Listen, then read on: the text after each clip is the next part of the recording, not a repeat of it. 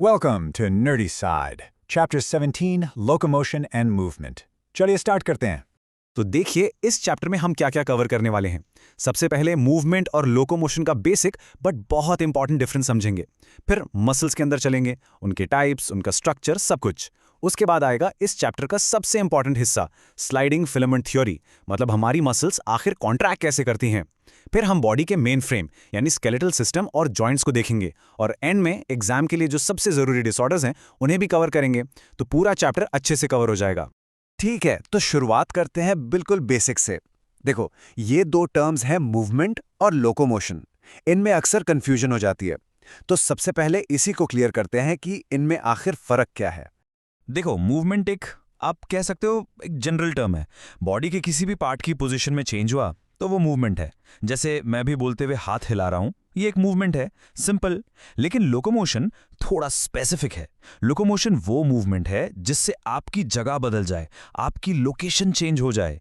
जैसे चलना, दौड़ना, इन सब से आप एक जगह से दूसरी लगा जाते हो।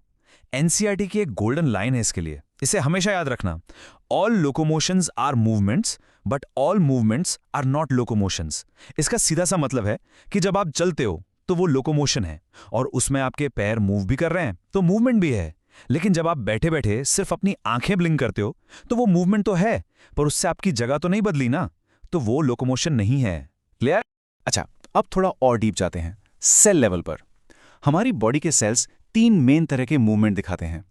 पहला है अमोबॉइड मूवमेंट। नाम से ही आइडिया लग रहा है, बिल्कुल अमीबा की तरह। इसमें सेल क्या करता है, अपने साइटोप्लाज्म को आगे भेजकर सूडोपोडिया यानी झूठे पैर बनाता है और आगे बढ़ता है। इसका बेस्ट एग्जाम्पल है हमारे ब्लड के अंदर के सोल्जर्स, मैक्रोफेजेस और ल्यूकोसाइट्स। ये दुश्मन बैक्टीरिया तक इसी तरह रेंगते हुए पहुंचते हैं। फिर आता है दूसरा टाइप, सिलेरी मूवमेंट। हमारी सांस की नली यानी ट्रेकिया में लाखों छोटे छोटे बाल जैसे सीलिया होते हैं। ये एक वेव की तरह मूव करके डस्ट को बाहर निकालते हैं।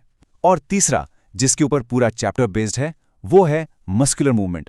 हमारे हाथ पैर, जुबान, जॉ, सब कुछ इसी से मूव करता है, और इसीलिए हम लोकोमोशन कर पाते हैं।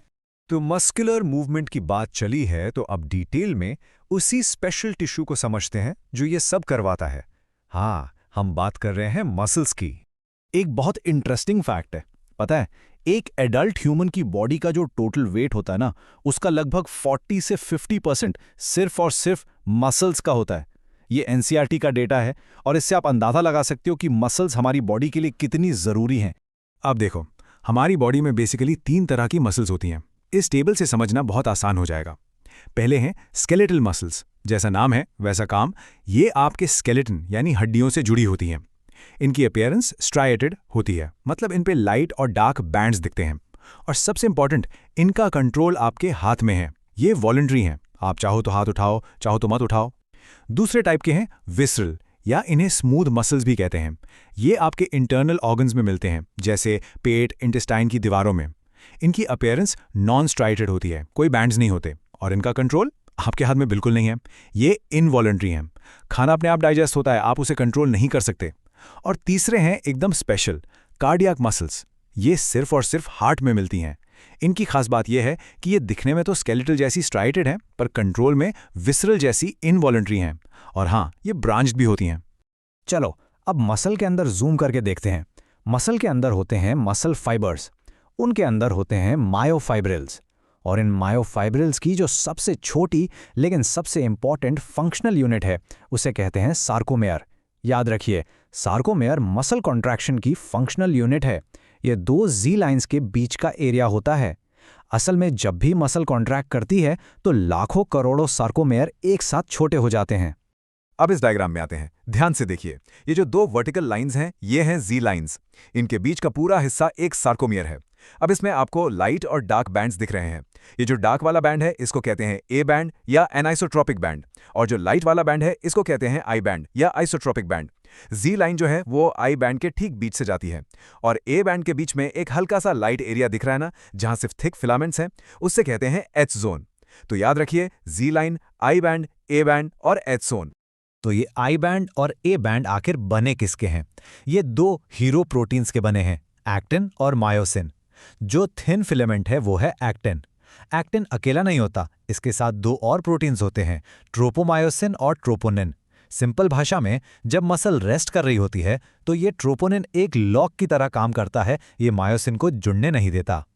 अब आते हैं दूसरे प्लेयर पर, जो थिक फिलामेंट है, मायोसिन। मायोसिन का स्ट्रक्चर देखो, इसका एक हेड है और एक टेल। इस हेड पर दो इंपॉर्टेंट चीजें हैं, एक जगह एटीपी के जुड़ने के लिए और दूसरी जगह एक्टिन से जुड़ने के लिए।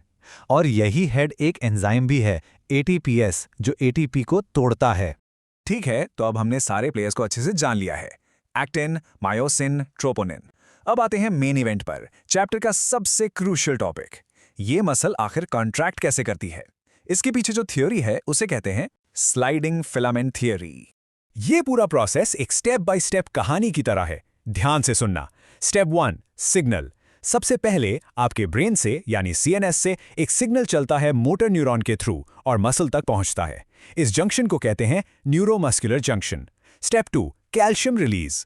जैसे ही सिग्नल पहुंचा, वहां एक केमिकल रिलीज होता है, असीटलकोलिन। ये मसल में एक करंट दौड़ा देता है, जिसके कारण सार्कोप्लाज्मिक रेटिकुलम से ढेर सारे कैल्शियम आयंस बाहर निकल आते हैं। Step 3, cross bridge. अब कैल्शियम है असली गेम चेंजर।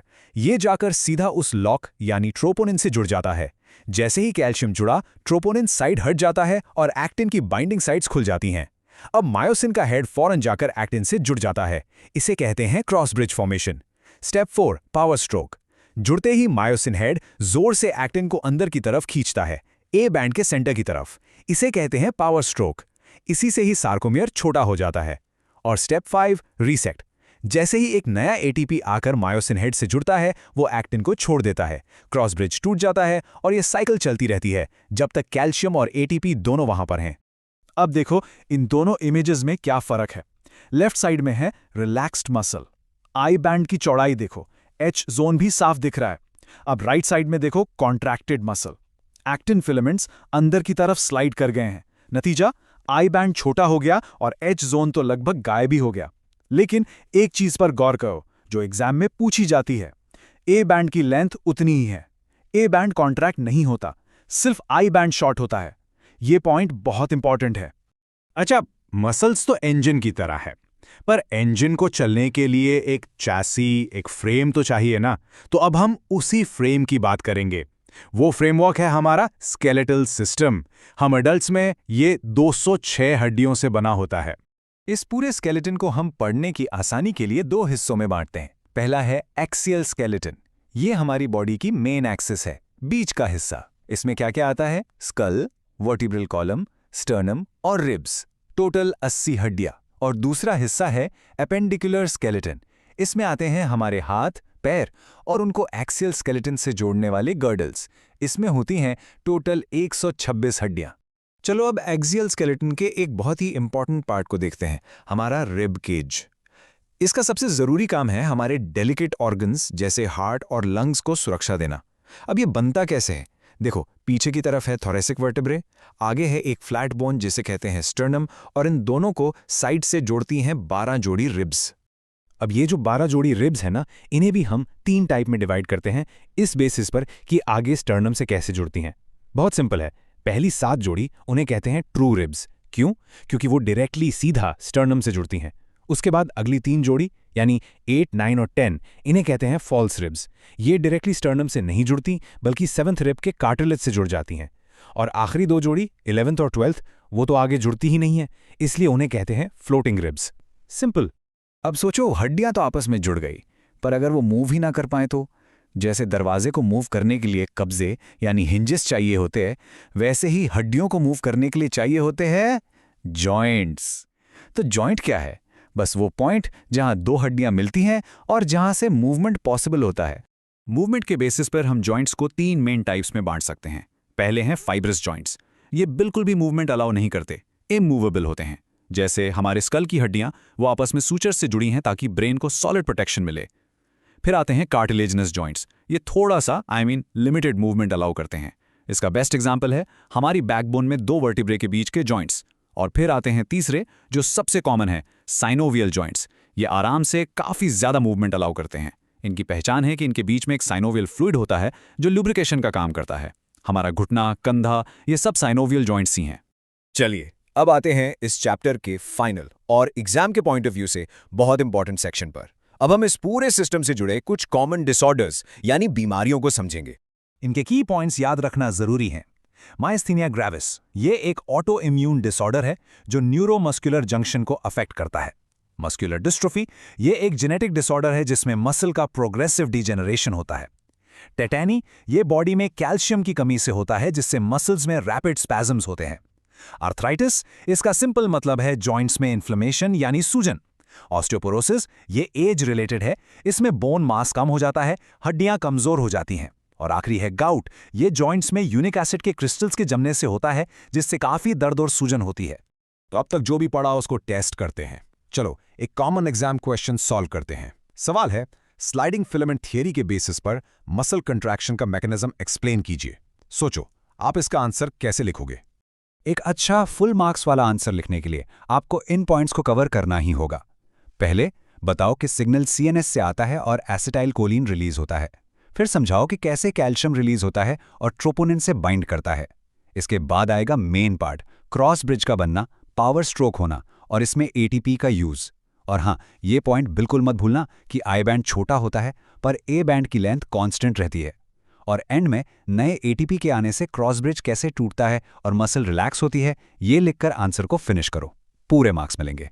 तो इस लेक्चर में हमने लोकोमोशन से लेकर मसल कॉन्ट्रैक्शन और कॉमन डिसऑर्डर्स तक सब कुछ अच्छे से रिवाइज कर लिया। एंड में बस एक बात सोचो, आपका हर एक मूवमेंट, चाहे वो आराम से पेन उठाना हो या तेजी से दौड़ना, वो अकेले नहीं होता। वो आपके नर्वस सिस्टम, मस्कुलर सिस्टम और स्केलेटल सिस्टम के परफेक्ट टीम वर्क का नतीजा है। ये तीनों मिलकर काम करते हैं तभी मूवमेंट पॉसिबल है।